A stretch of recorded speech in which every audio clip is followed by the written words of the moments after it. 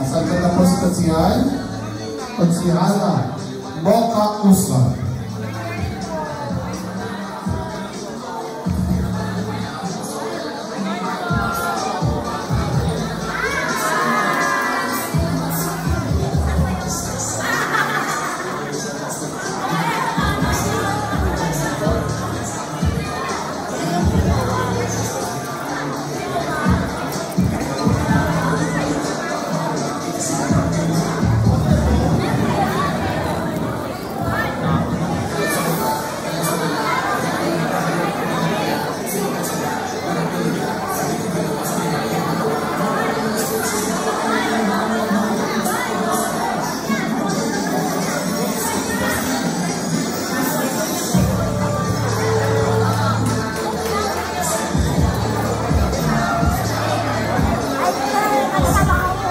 Yan po, sa mga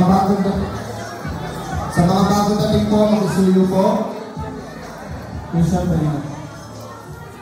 Sa mga bagong dating po, una, pakiingatan yung soft drinks na tumapon. Pangalawa, yung pinagkainan po natin, may pakisuyo na po sa basurahan.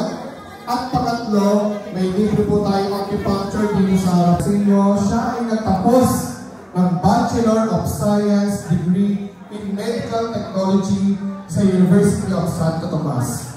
Ang kanyang ama ay isang judge sa Regional Trial Court sa Pangasinan. Ang kanyang ina ay isang doktora, isang pediatrician, naging Deputy Executive ng Overseas Workers Welfare Administrator, ASEC or Assistant Secretary for Presidential Communication Group, member of the board of MTRCB or Movie and Television Review and Classification Board, isang actress, singer, dancer, model, blogger, lahat na nasa kanya.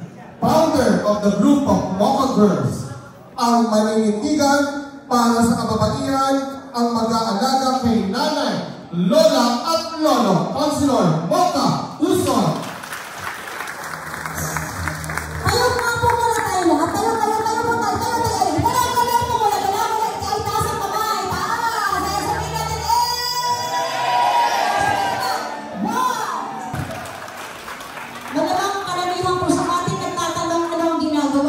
Kauson dito sa Distrito 3.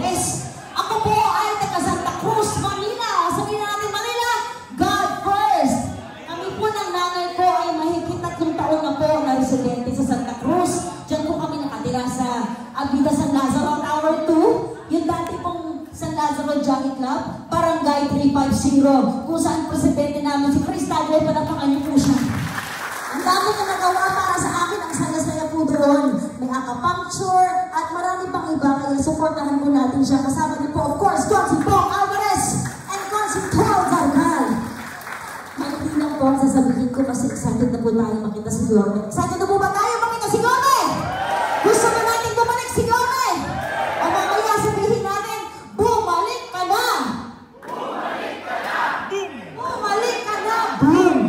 Alam po ninyo, pasayaw-sayaw lang po ang Mocha Usman. Pasayaw-sayaw po kasama ng Mocha Girls. Pero, ang totoong Mocha Usman ay may degree, may diploma. Graduate po tayo ng Bachelor of Science in Medical Technology diyan po sa University of Santo Tomas. At dahil po professional ang aking mga magulang, ang aking ama ay dating RTC judge, ang aking ina ay doktora. Gusto din ang maging doktor din po ako. Pero sadyang may sariling plano ang ating mga anak, tama po ba? At pinagbibigyan natin ang ating mga anak sa kanilang kagustuhan. Umabot po ako hanggang 2nd year medicine proper sa UST. Pero sabi ko, talagang mas gusto po natin sumayaw. Kaya nag-full time po tayo sa entertainment industry. Noong 2016, nabigyan naman po tayo ng pagkakataon na manilbihan sa gobyerno sa panahon ni Duterte. May supporter pa si Duterte dito! Yes, Duterte, sorry. Tayo po ay bilang artist na-appoint na MTRCB board member. At nagkaroon din po tayo ng pagkakataon na pagsilbihan ng ating mga OFWs. Meron ba OFW dito? Meron ba kamag-anak na OFW? Mayroon din po. At naging Deputy Administrator po tayo ng OWA or Overseas Workers Welfare Administration. Noon panahon ng pandemya sa ating at tiwala ni Pangulong Duterte yung ating mga OFWs. Libo-libong OFWs na na-stranded dito sa Pilipinas at binigyan natin sila ng pagkain, ng matutuluyan. At yung mga pauwi naman galing ibang bansa, pinabiyahe po natin yan dito ng libre at inalagaan natin sila. At tayo rin po ay nanilbihan sa Malacanang bilang Assistant Secretary for Social Media ng Presidential Communications Operations Office. Noong isang linggo, kinausap po tayo ni Yorme at sabi niya, Mocha, gusto mo bang manilbihan sa lungsod ng Maynila sa Distrito 3? Malaking galak po sa aking puso dahil katulad po ninyo, naniniwala po kami sa liderato ni Yorme. Kaya po, kung inyong pagbibigyan bilang isa po sa Yorme's Choice ng mga konsihal, ang isa po sa ating magiging advokasya, Ma'am Maria, ay ipaglaban ang mga kababaihan na kasing ganda mo! Tama po. At tulungan po ang mga may sakit, ang may cancer, alagaan ang mga nanay, ang inyong mga asawa. Ilan ang asawa mo, Kuya Jeffrey? Tamang sagot, isa lang. Alagaan ang inyong mga asawa, ang ating mga lolo at lola. Alam po ba ninyo? Meron pang single pa dito. Single, wala pang asawa. Ayan, meron. Ako po ay nag-aalaga sa aking ina. Hindi na nga po ako nag-asawa para alagaan ng nanay ko. Nay, tayo ka. Asan ang nanay ko? Ayan, palakpakan niyo naman po yung nanay ko. Kaparauson. Breast cancer survivor. Senior na. Maraming sakit na iniinda. Kaya pinili kong alagaan siya. Sino po maraming iniinom na maintenance dito?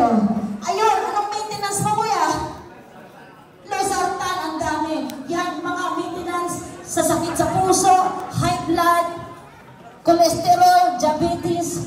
Tutulong po dyan. Tayo, kung ninyo pagbibigyan sa pamimigay po ng libreng gamot at maintenance sa ating mga senior citizen, nanay, tatay, lolo at lola. Ayun lamang po, hindi ko na po patatagalin pa.